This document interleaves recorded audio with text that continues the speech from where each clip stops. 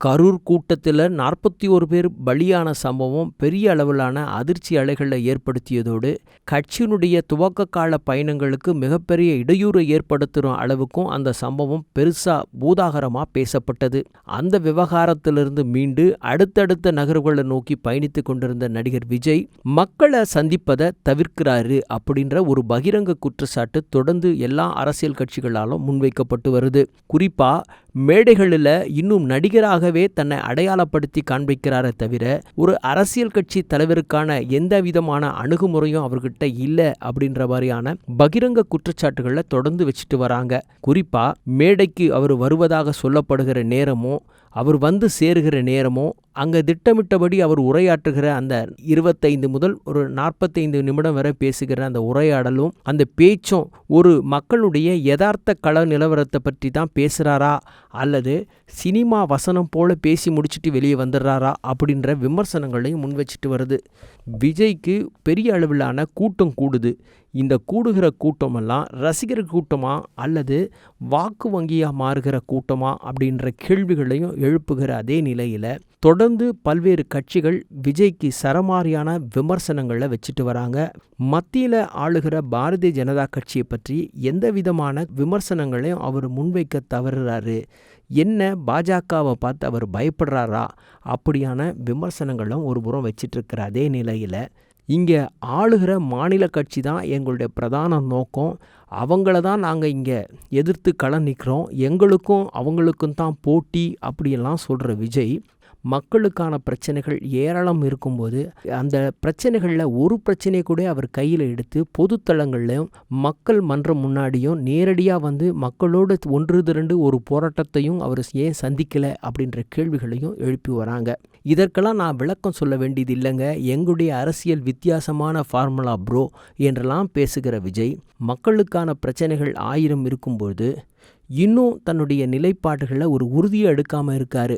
அவர் நடித்து வெளிவராமல் இருக்கக்கூடிய ஜனநாயகன் திரைப்படம் விவகாரம் ஒருபுறம் பூதாகரமாக பிரச்சனைகளை எழுப்பி வந்தாலும் கூட சட்ட ரீதியாக அதை அணுகி வருவதாக சொல்லப்பட்டாலும் ஆனாலும் இந்த பிரச்சனைக்கு காரணமானவர்கள் யார் என்பது வெட்ட வெளிச்சத்தில் தெரிந்தும் கூட மத்திய அரசையோ மத்திய அரசு சார்ந்த துறைகள் மீதோ எந்தவிதமான விமர்சனங்களையும் அவர் முன்வைக்காமல் இருப்பது காரணம் என்ன? ஒருவேளை மறைமுக கூட்டணிக்கான வழி வகுத்து கொண்டிருக்கிறாரா அப்படின்னு கேள்விகளும் இருக்குது. பாஜகவுடைய பி டீம் தான் தாவேகான்னு பல்வேறு விதமான விமர்சனங்கள் முன்வைக்கப்படும் போதும் கூட எந்த ஒரு தெளிவான விளக்கத்தையும் விஜய் அளிக்காமல் போவதும் விஜய் அதை ஹேண்ட்லிங் பண்ணுற விதம் வேறு மாதிரியான கோணத்தில் இருக்குது. ஆனால் இத்தனை பிரச்சனைகள் மத்தியிலும் விஜயை பற்றி அதிமுக பல விஷயங்களில் இப்போ சமீப நாட்களாக பேச வந்துட்டு இருக்காங்க. அதிமுகவுடைய எடப்பாடி பழனிசாமியாக இருக்கட்டும், மூத்த அமைச்சர்களாக இருக்கக்கூடிய வேலுமணி போன்றவர்களெல்லாம் கடுமையாக விஜயை பற்றி விமர்சனம் வைக்கிறாங்க. விஜய்க்கு ஒரு காலத்தில் பெரிய அளவிலான உதவிகள்லாம் நான் செய்திருக்கிறேன் அப்படின்லாம் சொல்கிற அதிமுகவுடைய முக்கியமான அமைச்சர் ஒருவர் சினிமா படம் விவகாரம் தொடர்பாக ஒரு பிரச்சனையில் அவர் இருந்தபோது அவரை என்னுடைய காரில் தாங்க நாங்கள் அழைச்சிட்டு வந்து அவருக்கு எடப்பாடி பழனிசாமியோட நேரம் ஒதுக்கி கொடுத்து அவருடைய பிரச்சனையை கேட்கறதுக்கு ஏற்பாடெல்லாம் பண்ணி கொடுத்தேன் அப்படின்னு வெட்ட வெளிச்சத்தில் ஒரு அதிமுகவுடைய முன்னாள் அமைச்சர் சொல்கிறாரு. அப்படின்னா அதிமுக ஒரு காலத்தில் உங்களுக்கு உதவி செய்தது என்பதை மறைமுகமாக அவர் சுட்டி காட்டுவதோடு மட்டுமல்லாமல் இன்றைக்கி நீங்கள் அதிமுகவை எதிர்த்து பேசினீங்கன்னா நாங்கள் உங்களுடைய பழைய விஷயங்களெல்லாம் வெளி உலகத்துக்கு கொண்டு வந்துடுவோம் அப்படின்னு மறைமுகமாக சில மிரட்டல்களை வைப்பரா அப்படின்ற மாதிரியான கேள்விகளும் எழ தோன்றுது. இந்த நிலையில் திமுகவை கடுமையாக விமர்சிக்கிற தாவேகாவுடைய செயல்பாடுகள் இப்போது சேலத்தில் நடந்த கூட்டத்தில் ஒருவர் இறந்து போன விவகாரம் பெரிய அளவிலான பிரச்சனையை மீண்டும் எழுப்பியிருக்குங்க.